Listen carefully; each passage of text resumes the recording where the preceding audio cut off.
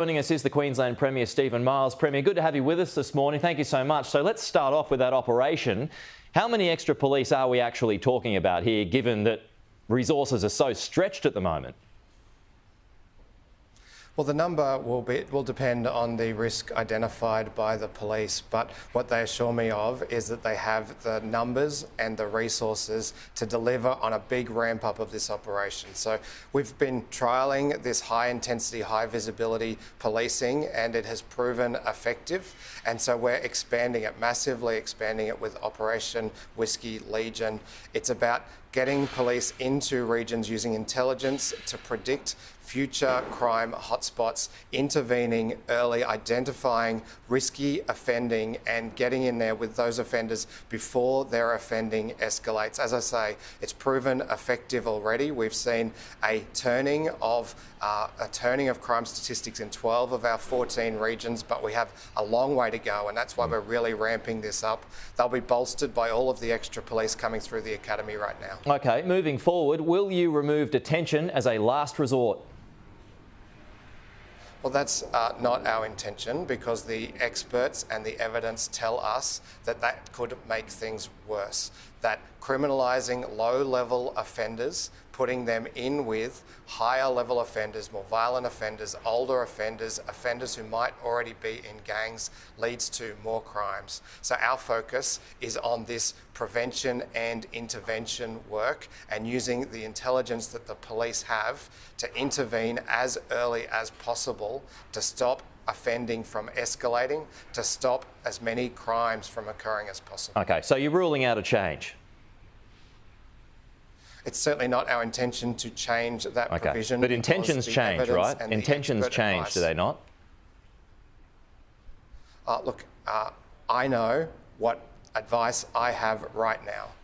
We always take the advice of our police and the advice of the evidence, and that's what we're basing our decisions on. We have evidence that this high intensity visible policing works, and so we're doing more of it. All right. Are you keeping the door open? Because last month you were fighting to keep it in. No, there's no intention there to make changes. What we're told is that if you detain low-level offenders and younger offenders with higher-level offenders, those who might already be in gangs, you risk making it worse. On the Olympics, Premier, you've overseen a shambolic start to preparations so far. How can the public have faith in you and your government moving forward? What I can assure the public, and what Queenslanders know, is that we will put on a fantastic Brisbane 2032 Games. But we're already spending $7.1 billion to build the arena, all of those community sporting venues, as well as the upgrades that I announced last week. I couldn't justify going above that $7.1 billion envelope when Queenslanders were struggling. That's why I made that decision. I know some people have criticised it, and I guess I've got to wear that as the leader, but my job is to make sure that we invest Queensland taxpayers' funds on their priorities, and right now another new stadium is not their priority. OK, 7.1, that's a 50-50 split with the feds though. How much is the state on the hook for when it comes to venues? We're paying a bit over 50% of that $7.1 billion, but that's our contribution to what will be a fantastic Games. We're going to get a new venue in the Brisbane Arena. We're going to get an upgrade to Suncorp Stadium to host the opening ceremony, and I think it will be a fantastic place to do that, as well as all of those community facilities. That's what the Games is all about, delivering to those communities so that young Queenslanders who one day want to go to the Olympics have somewhere to train and play at the weekend. It shouldn't be about billions of dollars more for a big inner city stadium. We're getting a multi-billion-dollar new arena in the Brisbane Arena, and so we're going to focus on delivering that, as well as the upgrades to the other 3 stadiums. So when you say it's a bit over a 50-50 split, when it comes to your share, has the funding envelope changed? No, 7.1 is what was agreed in the agreement with the Australian government. We were contributing about $200 million more than them. OK, but that hasn't changed. The funding envelope hasn't changed. No.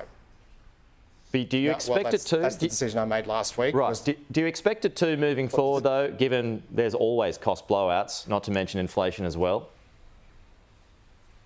We have included cost escalation into these costs, but what I didn't want to see was 7.1 become 8.5, and that's what the recommendation last week could have led to. Part of that is the backflip on the Gabba. Now, it's an iconic stadium, as we all know, as Queenslanders know, but according to the latest report, it is no longer fit for purpose. Now, whether this is your decision or a government's decision down the track, what do you see as the future for the Gabba? I think the Gabba should continue to be our main oval field. I think the recommendation that we could build a new oval field and knock down the Gabba while we've just built a massive brand new transit interchange at the Gabba, I don't think that was ever realistic. So we're going to continue to invest there to make it better, particularly to improve accessibility. And we'll be doing that for the games, but also for AFL and cricket. I think really where the previous plan to redevelop the Gabba fell over was when we fully understood the impact of dislocation on cricket and the AFL. Right. And this new plan to do more incremental upgrades will allow them to keep playing. So you don't think, down the track it'll be redeveloped, the AFL, the cricket, it'll be moved elsewhere. You don't think it'll be turned into housing or whatever down the track, given that it's now regarded as no longer fit for purpose? The Gabba is a globally iconic cricket field, and I don't realistically see a scenario where any government in the future can knock it down.